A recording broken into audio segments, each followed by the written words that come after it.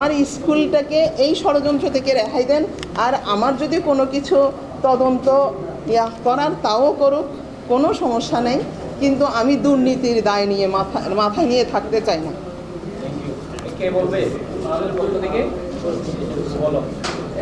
কি চাচ্ছে এটা আমার কাছেও বোধগম্য না। গত রবিবারে তা একটা প্রাক্তন শিক্ষার্থীদের থেকে 28টা দাবি নিয়ে আমার দপ্তরে এসেছিলেন প্রাক্তন শিক্ষার্থী। তারা তাদের 28টা দাবি দিয়েছে। 28টা দাবির প্রেক্ষিতে তারা এই দাবিগুলো মেনে নেওয়া না হলে 29 নম্বরে বলেছে আমাকে পদত্যাগ করতে হবে। তাদের দাবিগুলো আমি দেখলাম, এগুলো দেখে তাদের সাথে কথা বলে আমি তাদের সকল দাবি মেনে নিয়েছি এবং বলেছি আমাকে 3-4 দিন সময় দাও, যেগুলো আমার করার দ্রুত করার কথা এগুলো আমি করে উপস্থাপন করব। সোমবারে না, ওখান থেকে তারা সন্তুষ্টি হয়ে চলে গেছে।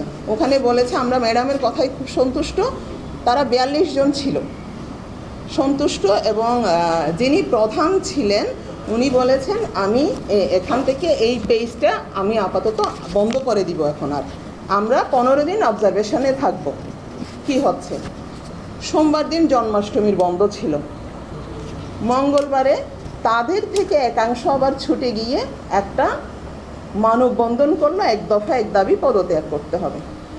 মানববন্ধনে তারা 6 থেকে 7 জন আমাদের প্রাক্তন শিক্ষার্থী ছিল, বাকি 10-15 জন শিক্ষার্থী মিলে তারা উপজেলায় ইএনও অফিসে গিয়ে ইএনও মহোদয়ের কাছে তারা তাদের দাবি দেওয়া পেশ করলো। ওখান থেকে চলে আসছে। আমি স্কুলের বিরতি দিয়েছি। টিফিন ছুটিতে তারা আমাদের শিক্ষার্থীরা ওখানে হুট করে বের হয়ে গেছে। তখন আমি তাড়াতাড়ি তাদের টিচারদের দিয়ে তাদেরকে নিয়ে আসলাম এবং এরপর থেকে ধারাবাহিকভাবে তারা এক দফা এক দাবি পদত্যাগ, আমাকে কাজ করার সুযোগই দিল না।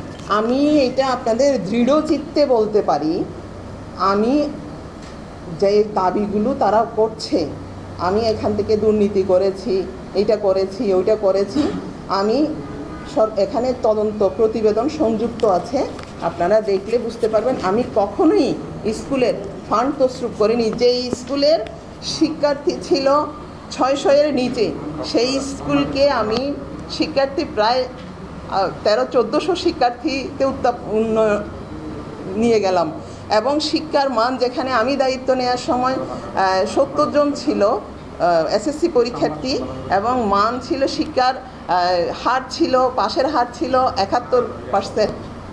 এইটাকে আমি নিয়ে গিয়ে প্রায় 96-99% হয়েছে ওরকম, যে এসএসসি পরীক্ষার মান। তো এটা আমার একার প্রচেষ্টা না, এটা আমরা শিক্ষকদের একটা সমন্বিত প্রচেষ্টায় এটা সম্ভব হয়েছে। স্কুল তো আসলে টিম ওয়ার্ক। এটা আমি হয়তো প্রধান শিক্ষকের দায়িত্বে, কিন্তু আমার সকল সহকর্মীবৃন্দ যদি আমাকে সহযোগিতা না করতো এই কাজগুলো করা সম্ভব হতো না। গত 3 দিনে হঠাৎ করে দেখলাম ওই গ্রুপ যে আছে আপনার, যে অভিযোগকারীগণ, তারা ওখানে প্রভাব বিস্তার করে কিছু শিক্ষককে তাদের গ্রুপে নিয়ে গিয়ে কিছু শিক্ষার্থীর, যেমন ওখানে আছে আমার শিক্ষক আশিকুর রহমান, আব্দুল খালেক, ওরা 9ম শ্রেণীর শ্রেণী শিক্ষক, তারা প্রাইভেট পড়ায়। এই সব শিক্ষার্থীদের দিয়ে তারা এই গ্রুপিংটা তৈরি করেছে। আসলে শিক্ষার্থীর কিছু অংশ 9ম শ্রেণীর এবং 7ম শ্রেণীর, যেখানে আমাদের শিক্ষকদের সন্তান আছে, তাদের মাধ্যমে কিছু শিক্ষার্থী ওখানে যুক্ত হয়েছে। অফিস কার্যক্রমে এই পর্যন্ত আমার সমস্যা হয়নি, আগামী দিন কি হয় জানি না, কিন্তু এই পর্যন্ত আমার অফিস কার্যক্রমে এই পর্যন্ত সমস্যা হয়নি। শঙ্কা প্রকাশ করছি, তারা হুমকি দমকি দিচ্ছে বিভিন্ন মাধ্যমে। এটাই যদি তারা মনে করে যে কি হ্যাঁ আবার পুনঃ তদন্ত করে এটা করা দরকার, এই অভিযোগগুলো। আমার কোনো আপত্তি নাই, আমি এভাবে দৃঢ়চিত্তে বলতে পারি আমি কোনো ধরনের অন্যায়ের সাথে যুক্ত নই।